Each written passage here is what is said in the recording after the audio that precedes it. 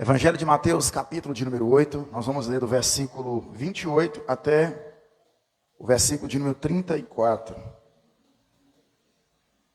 A cura de 2 endemoniados gadarenos. Quando Jesus chegou à outra margem, a terra dos gadarenos, 2 endemoniados foram ao seu encontro, saindo dentre os túmulos. Eles eram tão furiosos que ninguém podia passar por aquele caminho. E eis que gritaram: o que você quer conosco, filho de Deus? Você veio aqui nos atormentar antes do tempo? Ora, uma grande manada de porcos estava passando não longe deles. Então os demônios pediram a Jesus com insistência: se o Senhor vai nos expulsar, mande-nos para a manada de porcos. Jesus disse: pois vão. E eles saindo entraram nos porcos, e eis que toda a manada se precipitou, despenhadeiro abaixo, para dentro do mar, e morreram nas águas. Os que tratavam os porcos fugiram, e chegando à cidade, anunciaram todas essas coisas, e o que tinha acontecido com os endemoniados. Então a cidade toda saiu para encontrar-se com Jesus, e ao vê-lo, pediram-lhe com insistência que se retirasse da terra deles. Amém? Os irmãos podem sentar. Pai, nesta noite já podemos sentir a presença do Teu Espírito, Senhor. Continua se revelando no nosso meio, Deus. Agora, nesse período, nesse momento, onde nós estaremos nos debruçando no texto sagrado da Tua Palavra, que é viva, poderosa e eficaz. Consola, exorta e edifica o Teu povo, Senhor. Meu Deus, Tu sabes como nós chegamos aqui, Senhor. Como está o nosso coração. Nos ajude a aplicar cada princípio. Conceda-nos, Senhor Deus, a iluminação do Teu Espírito Santo, para entendermos e também aplicarmos a Tua Palavra. Que o nosso coração possa sair daqui hoje diferente.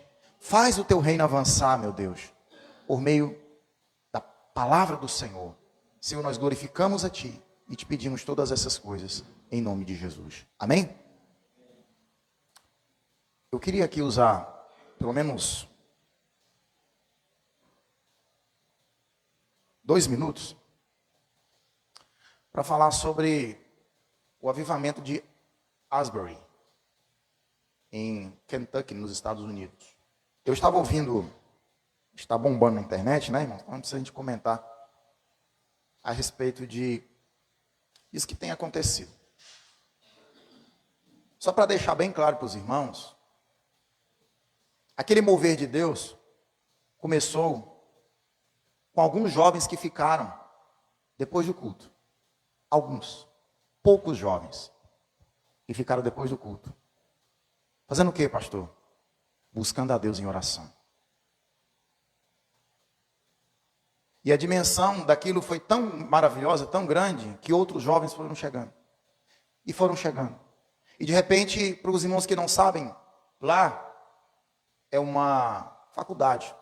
Lá tem um seminário teológico muito bem reconhecido nos Estados Unidos. E o culto que estava sendo realizado, um culto simples como o nosso, irmãos. Simples como o nosso. Não tinha nenhum pregador importante, não tinha nenhum cantor de fama, não tinha nada de extraordinário. Mas de repente o Espírito Santo começou a realizar o que ele está realizando já há alguns dias. Que nós possamos ter consciência, irmãos, que o avivamento, ele vem por meio da ação do Espírito de Deus. E ele pode vir sobre a sua vida agora. A qualquer momento. Basta que você busque o Senhor. E essa semana eu coloquei no status do meu WhatsApp, é tempo de buscar o Senhor. E é tempo de buscar o Senhor mesmo. Eu estava ouvindo um jovem comentando a respeito do que está acontecendo lá. Ele disse que as pessoas confessam seus pecados, louvam a Deus, escutam pregações bíblicas, simples. Mas ninguém fica lá, tirando foto dizendo assim, ó, eu estou em Asbury. Ninguém fica lá postando no Instagram.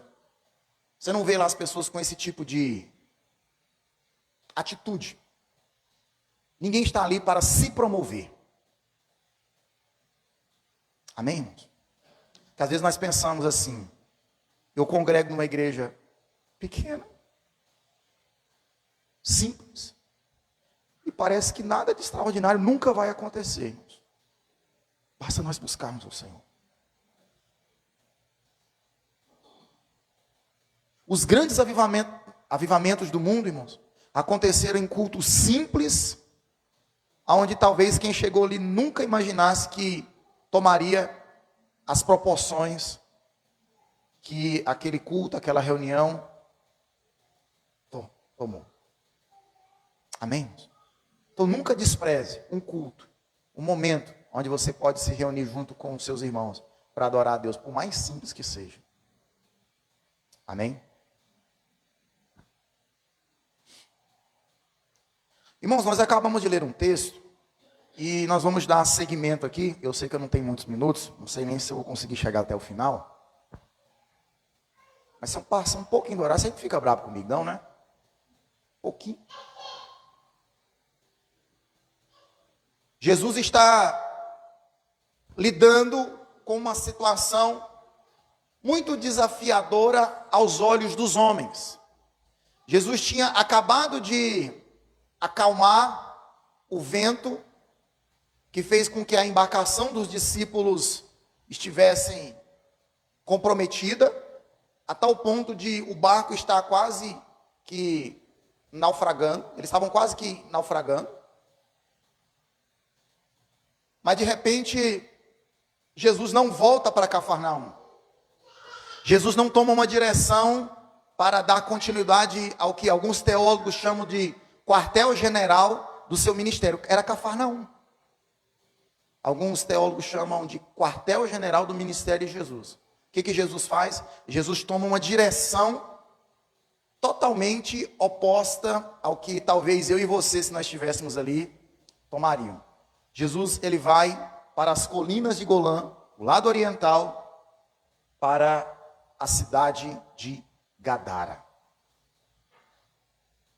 Nós observamos, irmãos, que esse registro, ele está presente nos 3 evangelhos, Mateus, Marcos e Lucas. A maioria das pessoas gosta mais do registro de Marcos, porque o registro de Marcos, ele é mais longo, ele é mais detalhado. Se você pegar, por exemplo, o capítulo 5, do versículo 1 até o 20, ou seja, 20 versículos ali onde você percebe Marcos narrando tudo o que aconteceu nesse episódio. A narrativa de Mateus é a mais curtinha. Muitas pessoas até gostam de pregar, acham mais proveitoso pregar se utilizando o texto de Marcos, porque ali você tem mais detalhes sendo mencionados. No entanto, quando nós estamos aqui já há um bom tempo estudando o evangelho de Mateus, nós vamos ler esse evangelho a partir da perspectiva, da narrativa de Mateus. Lucas também registra, no capítulo 8, do versículo 26 ao 39. O que a gente percebe, irmãos, é que parece que há uma contradição entre os evangelistas. Por quê? Porque Mateus diz que eram quantos endemoniados? 2. E Marcos e Lucas, eles fazem menção de 1. Alguns que são céticos, que não acreditam na autoridade, autenticidade, inerrância da Bíblia, vão dizer que isso é um claro sinal de contradição. Eu não entendo assim, Eu percebo que Mateus, ele faz menção de 2, porque realmente haviam 2. No entanto, Marcos e Lucas, eles enfatizam mais 1, porque aparentemente parece que um deles dá mais trabalho. Um deles se move com mais violência até Jesus.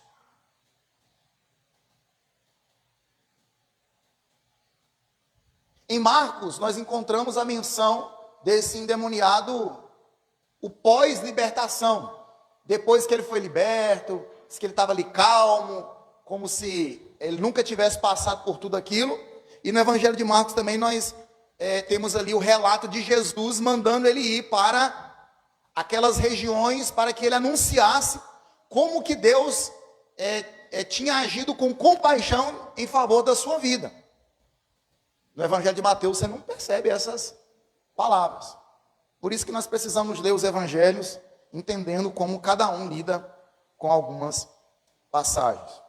Mas Mateus, porém, no entanto, todavia, ele nos apresenta um detalhe extremamente interessante a respeito desse episódio, nos informando, irmãos, que esses homens que estavam ali, esses dois endemoniados, eles impediam o acesso das pessoas até aquela região. Quer dizer, ninguém passava por ali, irmãos, porque se passasse por ali, eles iam ter que lidar com duas pessoas extremamente atormentadas e violentas. Eu não sei se alguém aqui já lidou com libertação, aonde uma pessoa possessa, ela age com extrema violência. Eu, infelizmente, já tive que lidar com isso, e é muito complicado, irmãos. É a graça de Jesus sobre a vida da gente. E Jesus estava num cenário como esse. Porém, havia uma diferença. Muitas vezes, uma pessoa está possessa, aí você chama, sei lá, um irmão, o pastor da igreja, alguém ali, e a pessoa vai lá e ora e tudo bem, né? No entanto, irmãos, aquela situação era uma situação que aparentemente parece que já estava perdurando já um bom tempo. E para aquela sociedade, para aquelas pessoas que viviam naquela região, aqueles endemoniados eram pessoas que não podiam conviver com eles, eles tinham que ficar realmente afastados, ou seja, eles eram uma casta de pessoas que deveria viver excluída de tudo e de todos. Mas o interessante, sabe o que é, irmão? Olha aqui para mim, aqui, ó. Jesus, ele pega o barco com os discípulos para ir naquele lugar, aonde eu tenho certeza, irmãos, eu acho que a gente ia hesitar em ir. Porque parece, irmãos, que havia um lugar mais frutífero para ser explorado. Alguém poderia dizer, não, eu não vou ir não, ali é problema. Eu acho que eu vou para um lugar maior, melhor, onde tem menos problemas, aonde eu não vou ter que lidar com esse tipo de situação, com esse tipo de coisa. Eu me lembro de um irmão que foi chamado pelo ministério para assumir um trabalho em uma região pequena aqui do estado de Minas Gerais. Nós não estamos no estado de Goiás, né? E ele disse que não queria ir não, porque lá tinha muito demônio. Ficou com medo de encarar a situação. Porque na verdade a gente não quer ficar lidando com isso, irmãos. Mas Jesus, ele fez questão. Pedro, Tiago, João, a direção agora da nossa embarcação é essa. E eles foram. O que nós aprendemos aqui? O que Mateus ele queria comunicar para a sua comunidade? Que Jesus é o rei que tem autoridade sobre tudo e sobre todos. E ele age com compaixão diante dos excluídos. Esses dois aqui eram excluídos, esses dois endemoniados. Ao mesmo tempo que ele é conhecido melhor pelos seus antagonistas do que pelos seus próprios súditos, que agem devastando a vida das pessoas. Deixa eu explicar melhor isso aqui, irmãos. Como que termina a passagem de Jesus ali diante da tempestade? A admiração dos discípulos de Jesus perguntando: quem é este que até o vento e o mar lhe obedecem? Quando os demônios eles veem Jesus, eles não têm dúvida de quem que eles estão vendo. Eles afirmam: que tu vieste fazer aqui agora? Tu vieste nos atormentar, ó Filho de Deus. Ou seja, os inimigos, os antagonistas, os contrários a Jesus, conheciam Jesus melhor do que os seus próprios discípulos, os súditos do seu reino.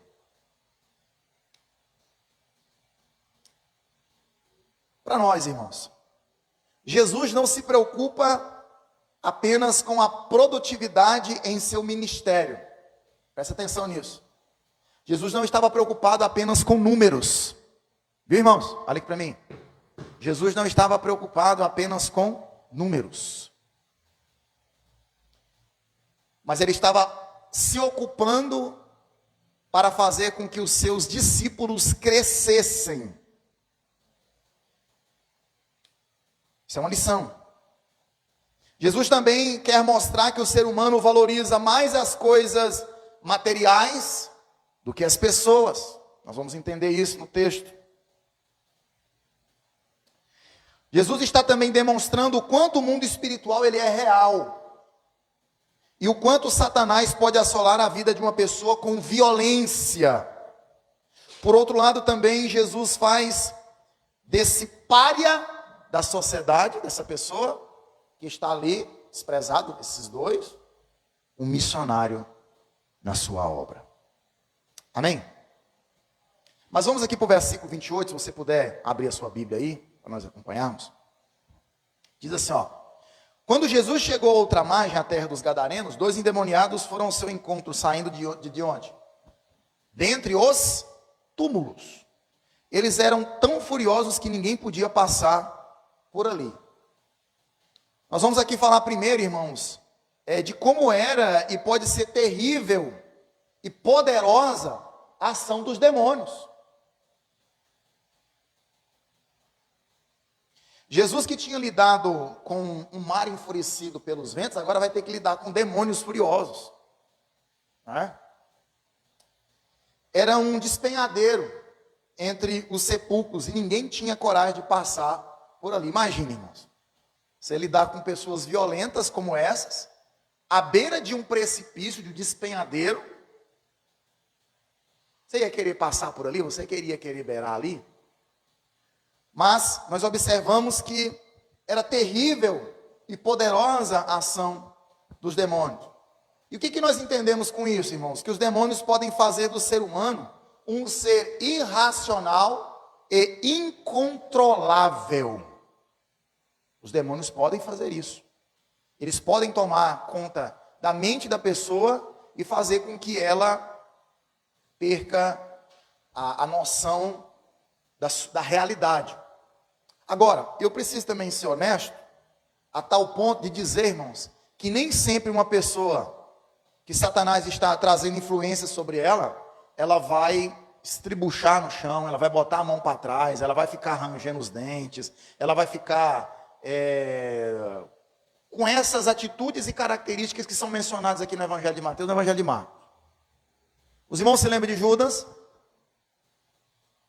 O que aconteceu com Judas lá na ceia?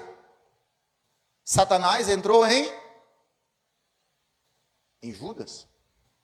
O texto diz que Judas ficou da mesma forma que esses endemoniados aqui? Não. Então, irmãos, nós precisamos ter consciência. Tenha consciência disso, irmãos. Nem sempre uma pessoa possessa, ela vai dar sinais que está possessa.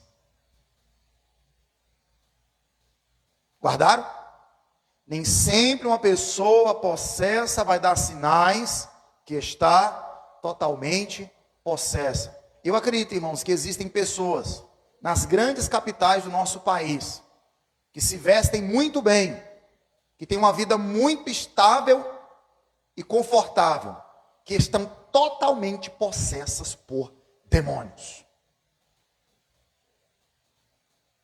No entanto, existem situações como essa, que nós acabamos de mencionar, que faz com que o ser humano se torne um ser irracional e incontrolável.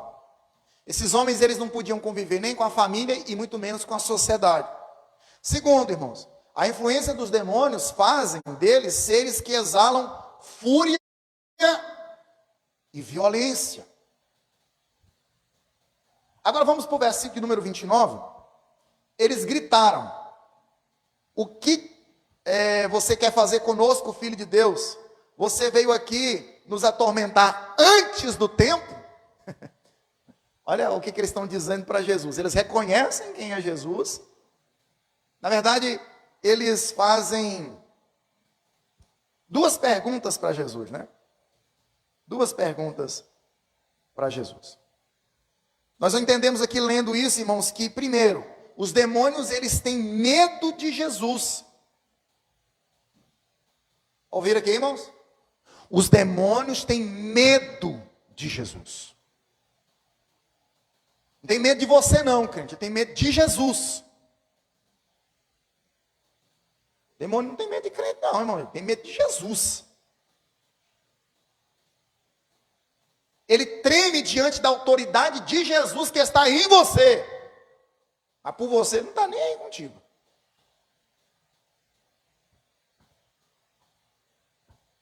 Quando você vai lidar com uma situação,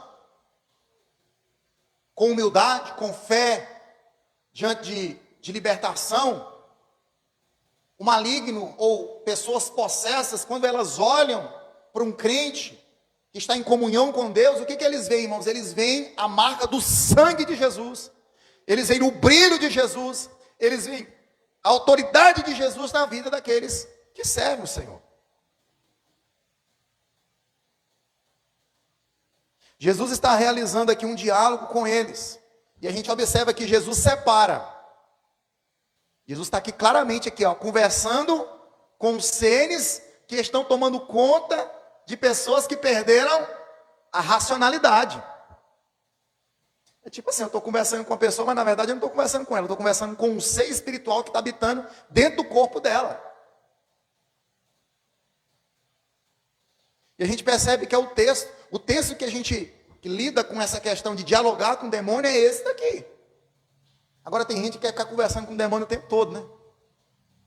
Achando que isso é necessário. Existe uma diferença entre relato e prescrição bíblica. Não existe uma prescrição bíblica para a gente estar conversando com o demônio. Chegou numa situação de libertação, meu irmão, saia em nome de Jesus.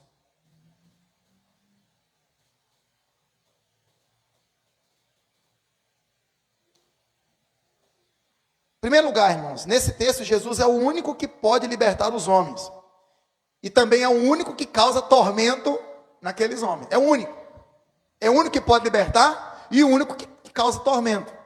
Quem estava atormentando aqueles homens ali não eram os discípulos de Jesus, mas era Jesus.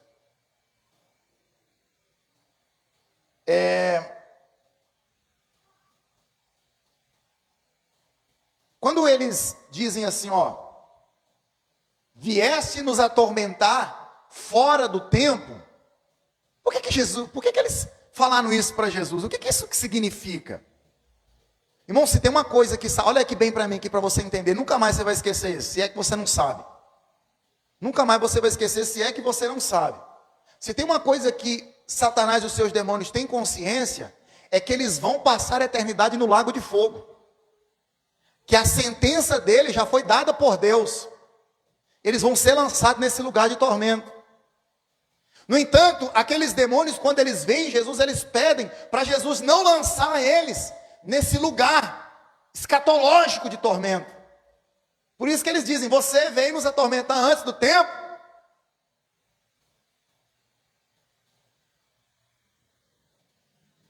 Eles não queriam ir lá para o lugar escatológico, que já está determinado por Deus.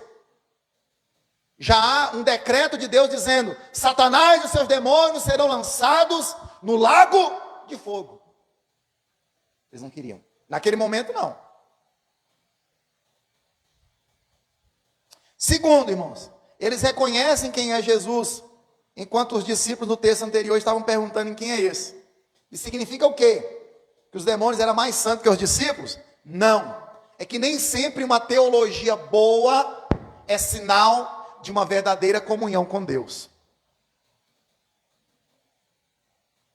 Uma boa teologia, irmãos, um bom discernimento, ele ajuda, mas ele não é o sinal final de uma verdadeira e profunda comunhão com Deus. Os discípulos sabiam de tudo, irmãos. E Tiago vai dizer que eles creem que estremecem, mas não obedecem. Versículo 30 e 32. Os demônios pedem a Jesus, e Jesus, o que ele faz? Jesus atende. Versículo 30. Ora, havia ali uma grande manada de porcos, e estava passando próximo a eles, e eles pedem Jesus com insistência, se você vai nos expulsar, mande-nos para a manada de porcos. Jesus diz, pois vão. E eles saindo entraram nos porcos, e eis que toda a manada se precipitou, despenhadeiro abaixo para dentro do mar, e morreram nas águas. Vamos aqui, irmãos. Duas coisas os demônios estão pedindo para Jesus. A primeira, qual que é a primeira coisa que os demônios pedem para Jesus? Para não serem atormentados. E a segunda? Para entrarem naquela manada de porcos. Nós precisamos entender, irmãos, que às vezes a pessoa diz, pastor, mas como que havia uma manada de porcos se o judeu não come porco? O judeu ele tem o porco como um animal impuro, não comestível. Nós precisamos entender que Jesus não estava em um território judaico. Jesus estava em um território gentílico, não judeu. E os irmãos precisam ter consciência que nesse lugar tinham alguns romanos. E os romanos são grandes, eram pelo menos, né? Grandes apreciadores da carne suína. Ou seja, criar porcos naquele lugar era um grande negócio. E provavelmente aquela cidade, aquela comunidade ali movia dessa forma de vida, desse meio que eles se utilizavam para viver. Agora imagine só, irmãos.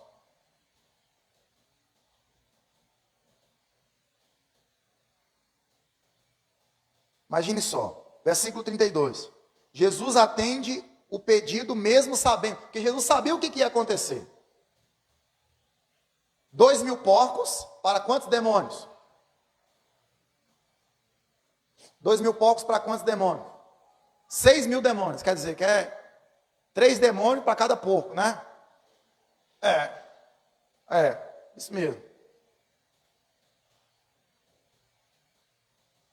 Aí vem a pergunta, por que Jesus atendeu esse pedido? Por que Jesus atendeu? Já parou para pensar? Por que Jesus atendeu o pedido de quem? Dos demônios. Por quê? Primeiro, que é uma sugestão de resposta. Ele queria ensinar ao mundo e aos seus discípulos que os demônios são seres reais e malignos. Porque quem estava ali presente ali, irmãos, percebeu que diante daquele diálogo ali, foi só Jesus falar, entra na manada, a manada de porcos ficou perturbada por causa da presença dos demônios e precipitou e caiu ali. Primeiro. Segundo, que os demônios também têm poder suficiente para quê? Para matar. Terceiro, para mostrar que o ser humano tende a abraçar valores invertidos, porque eles amaram mais os porcos do que os 2 que foram libertos. E em quarto lugar, só para explicar melhor isso, irmãos, eu fiz uma pesquisa rapidinho num site, deixa eu ver o nome do site aqui, ó. Ai, Jesus. CNA Brasil. E eu fui pesquisar, sabe o quê? Quanto que está custando um porco vivo? Eu fui pesquisar. Só para me ver o tamanho do prejuízo. No site que eu pesquisei, pode ter até diferença, né? Pode até variar isso daí. Mas na hora que eu pesquisei, no site que eu pesquisei, um porco vivo estava custando 100 reais, 101 reais. Um porco vivo. Agora imagine. Multiplica isso por... Multiplica esse valor aí para você ver quanto que vai dar em reais. Vamos contextualizar. O prejuízo foi de R$2.002. 202 mil reais. 202 mil reais. Que prejuízo. Ou seja, eles valorizaram mais o prejuízo com os porcos do que o fato de agora eles olharem para aqueles habitantes da cidade e perceberem que eles agora estão bem. Inverter os valores. Uma alma para Deus vale mais do que o mundo inteiro. Mas para aquela região não. Para aqueles habitantes ali não. Mas Jesus foi para aquele lugar, irmãos. Especificamente. Para fazer uma grande obra na vida daqueles homens que eram rejeitados por aquela sociedade. E em quarto lugar, irmãos. Nesse texto aqui, irmãos, quando você vê esse diálogo de Jesus com os demônios, fica muito claro quem é que manda. Quem é que manda? Quem é que mandou? Quem é que tem autoridade? Foi Jesus.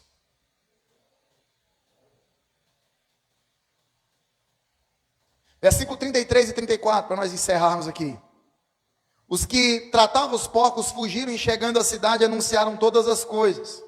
E o que tinha acontecido com os endemoniados. Versículo 34. Então a cidade toda saiu para encontrar com Jesus. E ao vê-lo, pediram-lhe com insistência que se retirasse da terra deles. Mateus nos informa, quer dizer, Mateus não informa como ficaram os endemoniados que foram libertos. Não informa que um deles queria seguir Jesus e Jesus falou assim: não, você não vai me seguir. Pelo contrário, você vai sair anunciando todas as coisas que o Senhor fez em seu favor. Como Deus teve compaixão de você, ou seja, eu vou fazer de você um missionário. Mateus, ele não menciona isso. Mateus enfatiza a reação dos moradores da cidade, que não foram para ali para adorar Jesus. Muito pelo contrário. Eles foram para ali para pedir para Jesus se retirar da terra deles. O que nós aprendemos aqui? Primeiro, o ser humano não valoriza o seu semelhante, mas, infelizmente, ele dá mais valor ao às suas posses, ao que possui. No caso ali, os porcos. Nós vivemos numa sociedade terrivelmente materialista. E essa sociedade materialista é o reflexo, irmãos, da natureza pecaminosa do ser humano, que é ambicioso e distorce as coisas não apenas de agora, desde a época de Jesus. Você pode observar, irmãos, alguns acidentes que aconteceram no nosso país. Vai dar uma pesquisadinha para ver se essas famílias que foram, suponhamos, atingidas por acidentes de barragem, de coisa assim, se elas foram realmente totalmente indenizadas. Dá uma pesquisadinha para ver se realmente esse povo foi indenizado. O ser humano, infelizmente, irmãos, ele valoriza mais o que possui do que as pessoas. O discurso do bem comum é apenas balela política. E esse momento aqui de Jesus no seu ministério reflete muito bem isso. Mas em segundo lugar, irmãos, a esperança daquela cidade estava diante deles. Mas infelizmente eles desprezaram. O interessante é que Spurgeon, ele diz o seguinte: Jesus não força a sua companhia a ninguém. Ele será um convidado bem-vindo, ou irá embora. Ou seja, ou ele é bem-vindo na sua vida, ou ele vai embora. Para concluir aqui, irmãos, 4 perguntas, rapidinho. Primeiro, ainda hoje podemos admitir que o crescimento espiritual é mais importante do que o numérico? Porque parece que Jesus escolheu o pior lugar para desenvolver o seu ministério. Um lugar desafiador. Eu acredito que existiam outros lugares ali que eu acredito que ia bombar o ministério de Jesus. Mas ele foi para um lugar tipo assim, nada a ver. Mas nós precisamos, irmãos, entender que o interesse de Deus para as nossas vidas, irmãos, não é apenas numérico. Não é apenas numérico. Também numérico. Mas também um crescimento qualitativo. Segunda pergunta: podemos ter consciência de quão devastador pode ser a ação do diabo na vida de uma pessoa? Tem consciência disso ainda, irmãos? Ou será que parece que o diabo agora tirou férias? Ele está mais bonzinho ultimamente? Vai nessa, viu? Vai nessa. Terceiro, você crê que quem manda no mundo físico e espiritual é Jesus? Por isso que quando você lidar com a situação de libertação, não se desespera não, é Jesus, não é você não. Não sou eu não, é Jesus. Por isso que você diz, saia em nome de Jesus. Não somos nós. E para encerrar, irmãos, será que nós não agiríamos da mesma forma que os moradores daquela cidade? Será que nós não agiríamos? Muitas vezes, irmão, pastor, mas eu acho que não, porque eu creio em Jesus. E quando a gente acaba colocando as coisas materiais na frente do ser humano, será que nós não estamos agindo da mesma forma que os moradores daquela cidade? Nós venhamos pensar nessas coisas. E que na primeira oportunidade que nós tivermos, irmãos, nós vamos pensar, irmãos, que o crescimento qualitativo ele é mais importante do que o numérico. Na primeira oportunidade, irmãos, nós vamos ter que o Espírito Santo nos conceda esse discernimento para nós percebermos, irmãos, que Satanás ele pode devastar terrivelmente a vida de uma pessoa. E que quem manda no mundo físico, viu? É Jesus. Físico e espiritual. Quem manda é Jesus. Vamos ficar de pé?